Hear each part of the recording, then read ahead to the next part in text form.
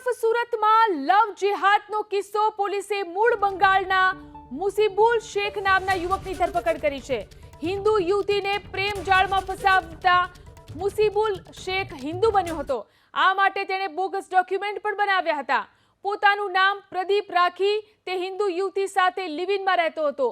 જો કે તેનો ભાંડો ફૂટતા પોલીસ ફરિયાદ નોંધાઈ। આરોપીનો હિન્દુ યુવતી સાથે લગ્ન કરવાનો પ્લાન હતો। તો લવ જેહાદનો આ કિસ્સો સામે આવ્યો છે। સુરતમાં બોગસ ડોક્યુમેન્ટ બનાવી અને આ યુવક હિન્દુ બન્યો હતો। પોતાનું નામ તેને પ્રદીપ રાખ્યું હતું। એક યુવતી સાથે તે લિવિનમાં રહેતો હતો। મૂળ પશ્ચિમ બંગાળના વર્ધમાન જિલ્લાનો આરોપી હોવાનો ખુલાસો થયો છે।